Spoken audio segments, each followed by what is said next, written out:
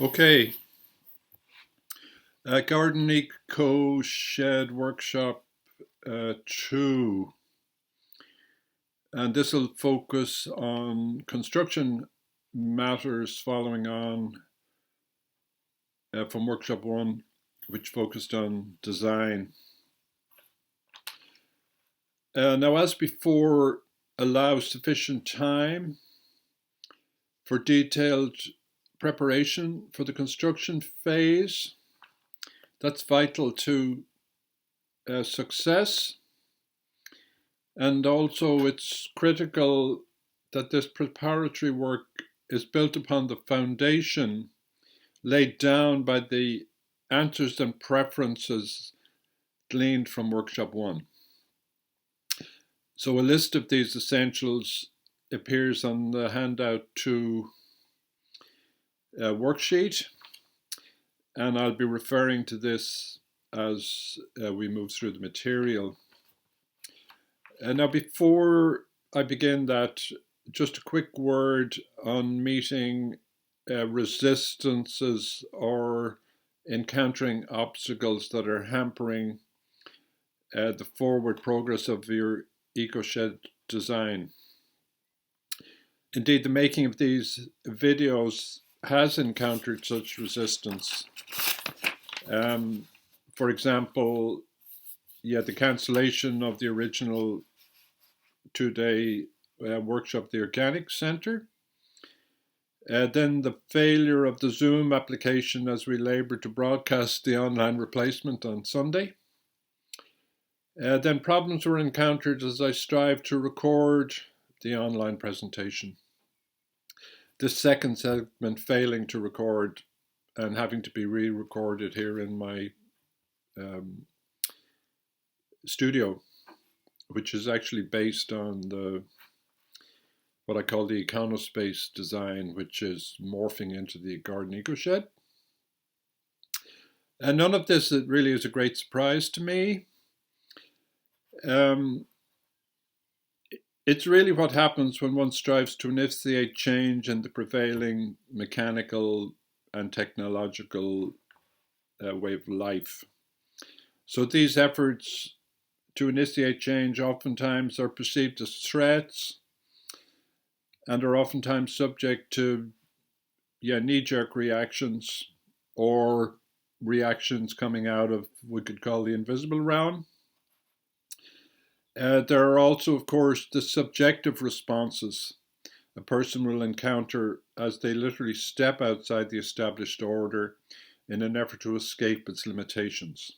Now, such efforts can be interpreted as being rebellious or even anarchic or revolutionary. And oftentimes, as a result, a person daring to follow the path of change can find themselves outside of the established order, as it were. Now, it's heightened awareness and the making conscious of one's endeavors in respect of initiating positive change in one's life that will offer relief in such circumstances, and also then establishing meaningful alliances with others venturing into this new territory can offer support and encouragement if one is encountering strange responses and reactions from people because you've shared your aspiration with them that you're going to initiate an eco strand in your life. Again, all of these encounters have significance and meaning, and that we have to make that conscious and bring it into our awareness of what's happening.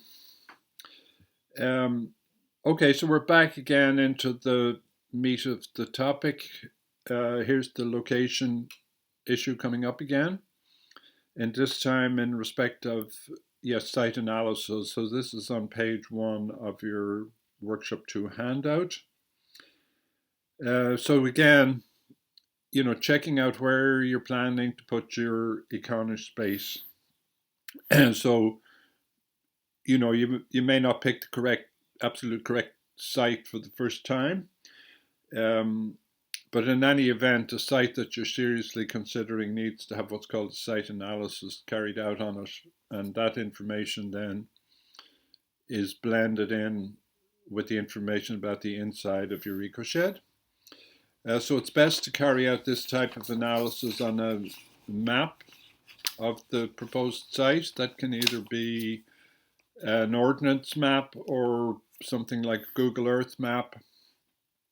Make it as large as you can, enlarge it on a photocopier so that it'll fit on an A4 page, and then make multiple copies of that, and maybe use a clipboard to bring it out on site and enter then information onto different pages. So establishing the boundaries of a site is very important. Positions relative to existing buildings. You might need to bring a compass with you, certainly a measuring tape, shovel perhaps for ascertaining ground conditions. So the main thrust of this really is to give consideration to the matter of integrating the EcoShed into its surroundings and adding that information into your evolving plan. So such things as ground conditions, the areas available for building, position of drains, manholes, underground cables. Checking out neighbours, very critical. Access points for materials and people come and go. Critical sun positions, south being the primary one there. Trees and shrubs that might overlook and maybe block some of the sunlight. Wind information, where's the prevailing wind coming from, the views that one might want to access, energies, feelings, and impressions. So this then goes into the invisible realm. What's the energy feel like in that place? What are the feelings one experiences when one is there, and what's one's overall impression of it as a place where you might be spending time? And then finally, what are the available services? Are there water, drainage, telephone? Is there an internet signal or a mobile phone signal? So this information then will be applied to your EcoShed plan, and your layout will need to be revised and so on. So that work should be done by visiting the site several times, and as a good idea to visit the site at different times of the day, at different times of the year, and particularly at night. If the building is likely to be used at night, what's the feeling in the building at night? And yet taking one's time again with it and spending time on the site. So maybe bringing, a picnic or a blanket to sit on and so on. Okay, so we're on to page 2, construction. So a frame or a solid building. The simplest, as I've said in workshop 1, is to create a timber frame. So what this involves is making a series of components which are then assembled atop of simple pad foundations to form the building structure. So such a frame can be made and erected successfully with relative ease by someone with no previous building experience. Now that'll be critical if you haven't had a lot of building experience and you're keen to do it yourself. So in that case, it's feasible for components to be made at one location and transported to a different location for assembly. So you might have a workshop available to you somewhere. You could make the components and have them transported then on a trailer, be pulled by, a powerful car or a 4-wheel drive. And then one clear advantage of the timber framing is that the roof can be closed in relatively quickly. providing a protected work area under it. Now, if any form of solid structure is proposed, there'll have to be a continuous foundation under the walls to support really the weight of the walls. So in that case, it would be wise to choose a relatively flat site, and of course the ground conditions will be important. Generally speaking, solid construction is slower and heavier than timber framing. It's more demanding of the self-builder and requires that the exposed walls be protected from the weather until the roof can be constructed. All of that is, yes, slower, more demanding, requiring probably scaffolding. It's a more complex way of building, and certainly for a small building, it's questionable if it's wise. Now, even a solid building, oddly enough, has a frame roof on it. You very rarely find people, if they're building with concrete blocks, putting a concrete roof on their solid structure. Okay, so whatever structural system is chosen, and whether one is self-building or hiring skilled personnel, clear information in respect to the working drawings will be required. So that's a critical thing to note. So if we move on to page 3 now, there's the reference to the working drawings. They're equivalent of a recipe when one is cooking or baking. Such recipes provide information on the quantities of ingredients required and on the procedure required to combine these to ensure a successful outcome. So in respect to creating a building, working drawings provide the same type of information, particularly in respect of measurements and the details regarding how vital junctions between components are to be constructed. So this is the role of the working drawing, and it's useful before one goes on site in terms of quantifying the amount of materials that are required, but then when construction is ongoing, it acts as a reference that you can go back to and understand where things need to be positioned and how things need to be made in order to facilitate construction that hasn't yet taken place. So we're on to page 4 now, construction tools. So for timber framing, the tools required can be very basic. You probably have them already, or the bulk of them: measuring tape, a hammer, a saw, a pencil, a right angle, which is used for marking cuts, a spirit level, a hand power drill, and a ladder. So all that work then could be done with no electrical power. So a similar range of tools needed for the solid construction. You might need shovels, wheelbarrows, and so on. In either case, if power tools are to be used, a small generator can be utilized, unless power is available at that location. Now, vital tools that are often overlooked.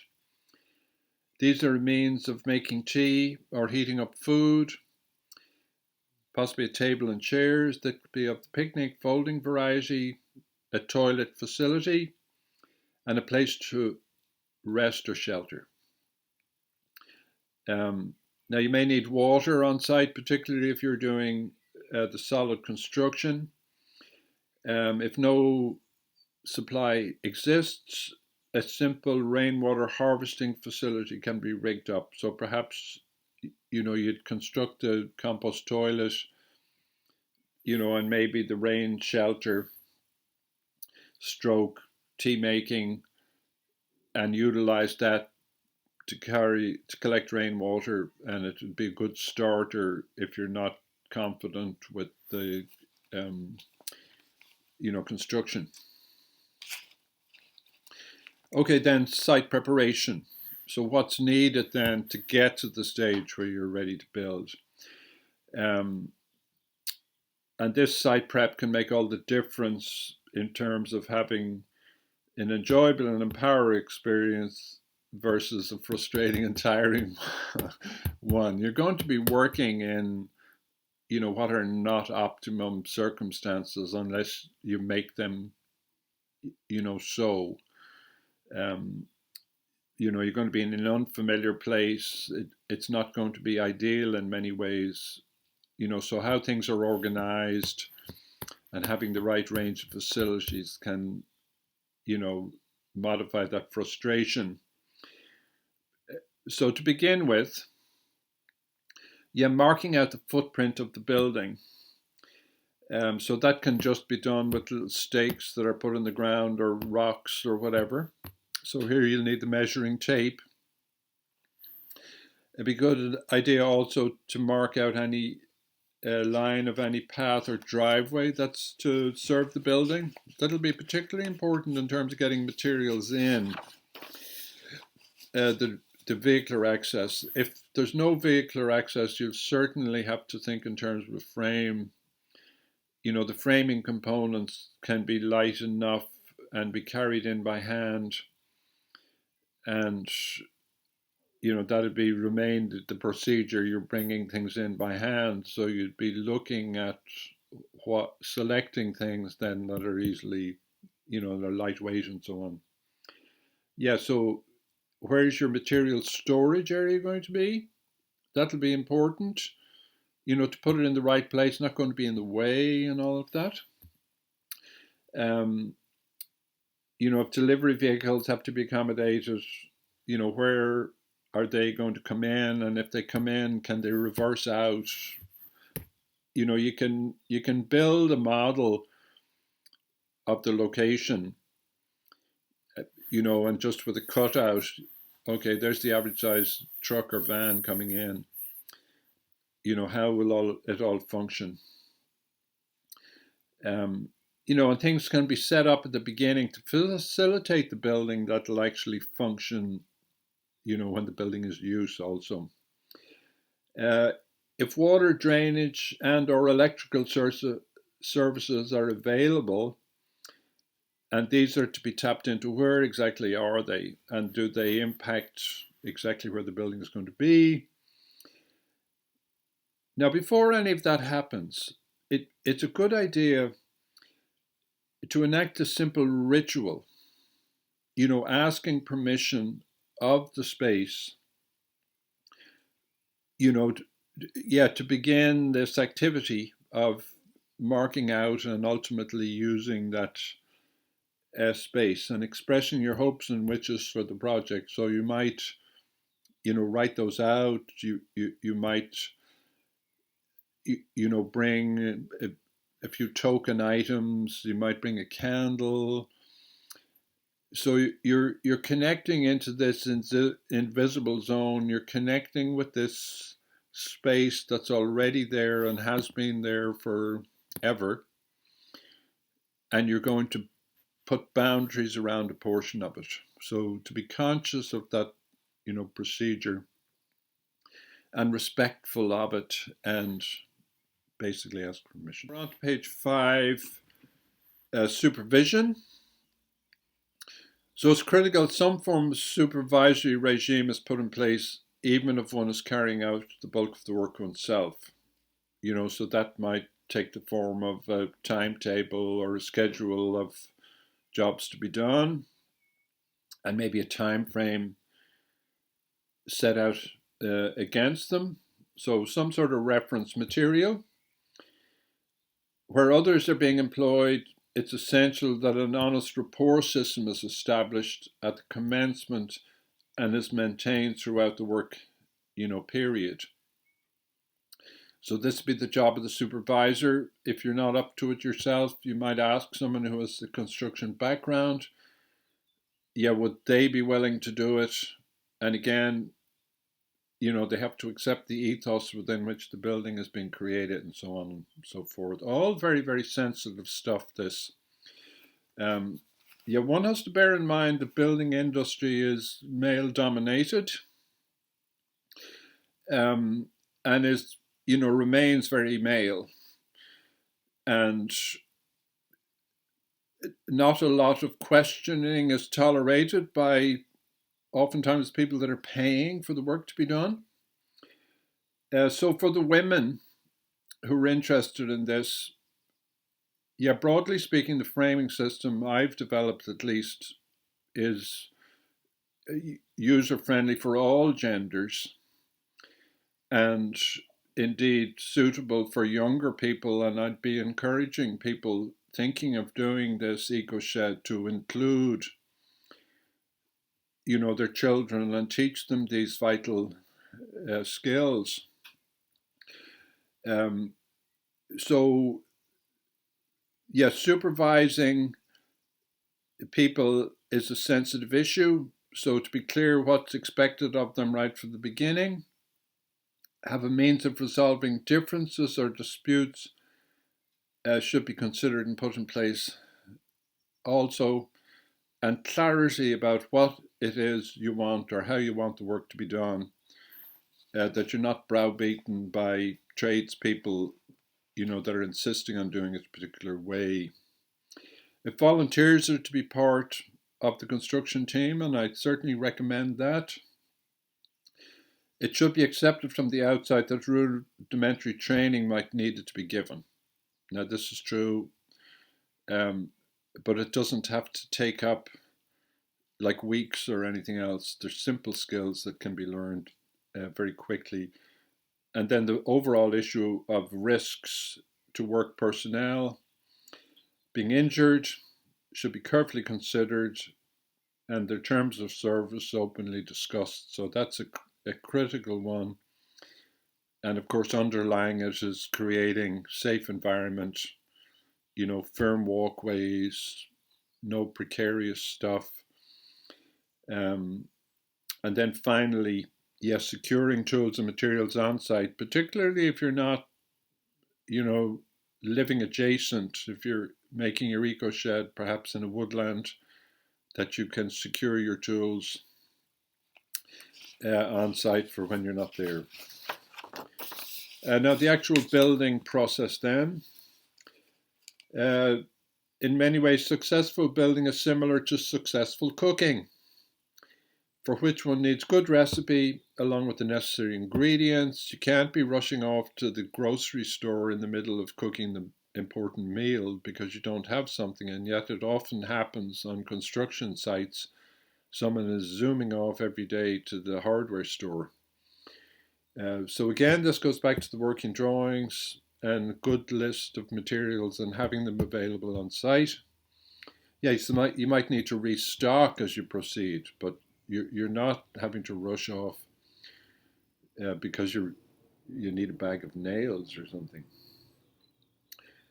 So the necessary ingredients, the necessary tools, utensils, and a practical workplace, as well as sufficient preparation time, all that relates to cooking.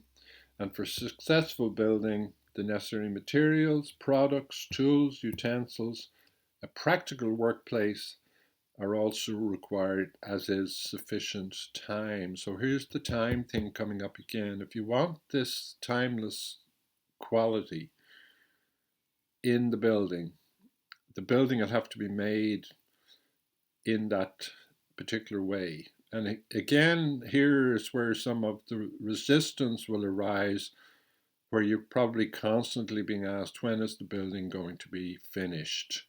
Now, you'll have an idea of the finishing time, but the process of making has its own qualities that we have to be able to enjoy. So keeping the building simple is a good way of managing this construction phase and being able to do it at, the proper pace, that you're not rushing, to get it done. Okay, so in cooking, bad feeling during preparation can be tasted in a meal. We've all had that experience. The same is true of feeling bad feeling imparted during construction will remain within the building fabric and will continue to be discernible in the long term. It's far worse than a tainted meal whose ill effects might be quickly forgotten. An argument, with a supplier, a difficulty with someone being employed over a piece of work they're doing, even a row with a partner or with a volunteer, will remain in, particularly if it happens on site, will enter into that vibration will remain there. And it'll continue to be a source of annoyance unless it's, cleared away. So it's best to avoid these things.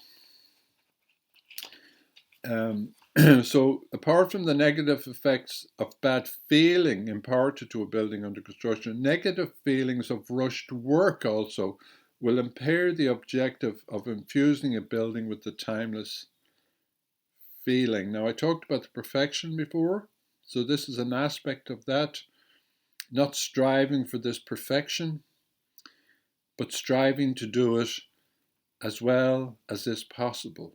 So if we refer back to vernacular tradition, say, the vernacular Irish tradition, say relative to, dressers, tables, when we see those in the museum, we say, oh, I could have made that. And why do we say that? Because it doesn't have this perfection. It just has the quality of love and care that the person put into it. So this is what we're aiming to achieve. A charm that's not perfection. It's, I made it. I made it as well as I could. I made it lovingly and carefully. Now, because time is the inseparable companion of space, a four-dimensional reality which a building fabric encloses,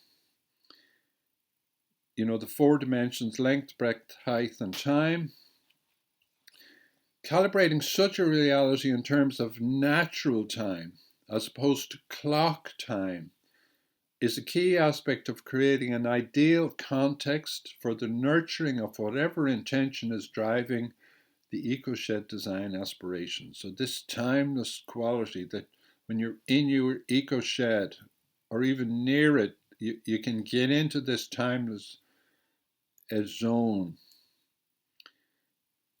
So building can be slow, and for certain procedures, it should be slow.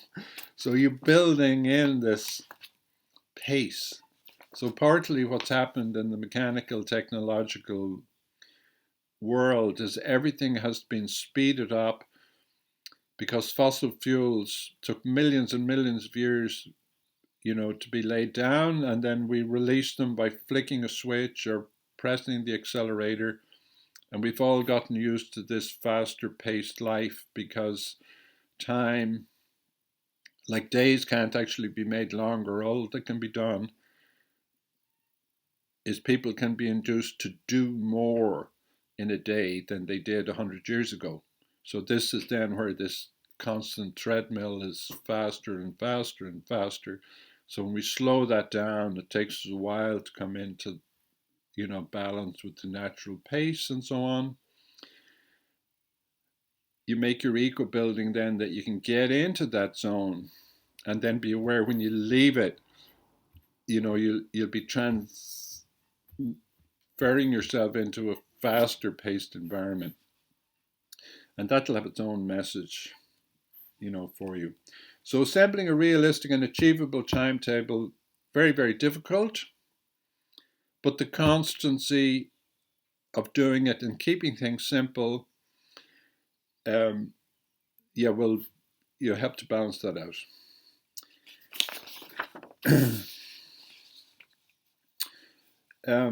Now, it's easy that frustration and self-criticism can enter into a project, and unwarranted self-judgment. All of these are lessons that we can learn. Oftentimes they can manifest, through another person as a pressure, like, when are you ever going to get that building finished? Tell me.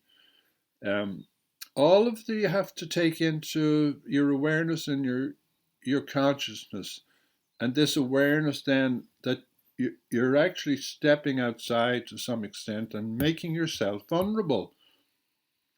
And then awareness of this vulnerability in respect is like, who's needling you?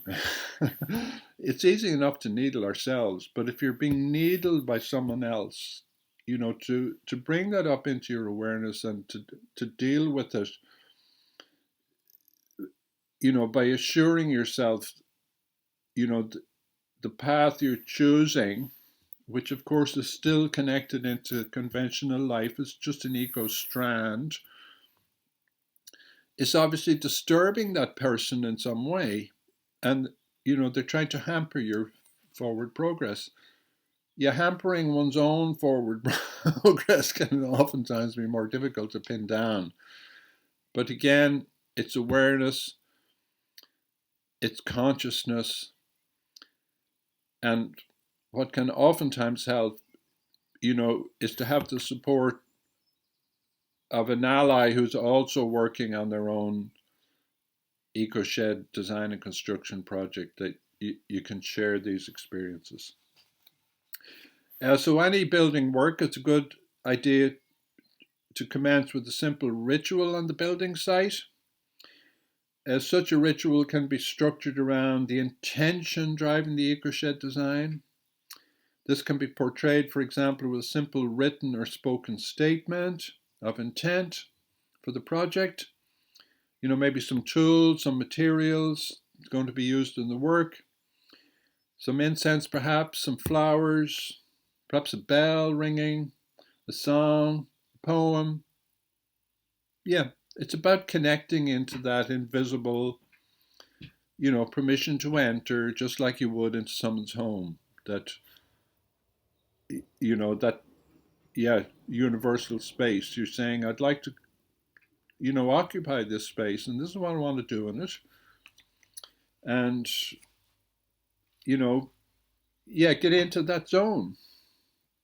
And this will help set the mood for the work and to progress it all in the intended direction. So indeed, you might like, on a regular basis to have, some acknowledgement of that invisible realm, a candle or something that's burning, or crystals. So then where skills or services are being hired in, where volunteers are being sought, wise to select operatives for their sensitivity to the aspirations inherent within the natural building ethos. So get everybody onto the same page. Yeah, building is one of those areas where everyone has an opinion about it. And, they're more than willing to share those. And that's all very good. It's just, for most people, they won't be familiar with this way of designing and constructing. And it's not that it's new. It's just being revived. They're very old traditions. For thousands of years, people have been creating their own architecture. It goes back 10 or 15,000 years ago, that process. And what's actually happened over that period of time is that people have slowly given up the making of their own homes. And because it was never written down formally, it was an oral tradition that was passed on from generation to generation. The knowledge of how to build sensitively and sensitive to people and sensitive to nature has been lost. And because house design was never part of the architectural profession, it was always, a community-based activity. There is no professional body overseeing the development of house design. So it's been left up to developers and so on and so forth to create designs, and those have been created on the basis of the mechanical, technological way of life, which established itself, um, particularly strongly after the war, and all the ideas of progress and so on and so forth. But it's gradually become beholden to to the money aspects of life and to the logic and reasoning, you know, way of seeing the world that's developed over a longer period of time. So there are no experts, as it turns out, in house design. So we have to rely on our intuition and this sort of information that's available to people, and to work our way through developing a new architecture that can suit this new way of life that we're all being encouraged to live, the recycle, the reuse, the renew, all of those things fall into the eco-living end of things. So there we have it. So you can go on the website, sheltermaker.com. There are a lot of articles there under the, I think, articles on the top banner that explain some of these issues I've been referring to. And I'd like to see, people, getting together and making, linkages with each other, particularly within neighborhoods where they could share both the design and the construction phases of, the making of their garden EcoShed. And as I said before, I think young people could benefit hugely from, the experience of, both being involved at the design stage and at the construction stage. So there's loads to be explored here. It doesn't have to cost a fortune. I did talk about budget. I would say at the minimum, if you had, I've built a small garden EcoShed, for around €3,500 using recycled materials and salvage and so on. So let's take that as a base, if that's all you have, and work forward. And I'd put a limit on the other end of it because it's easy to get carried away. But I'll leave that up to yourself to decide what your upper limit would be. So there you are. I'm very grateful to the Organic Centre for hosting, or being willing to host the 2-day workshop. And I'll continue to work with them, and I can be contacted through my website, either livingarchitecturecentre.com or sheltermaker.com. So thank you for your attention and really for the opportunity to share this vital information with you. Bye.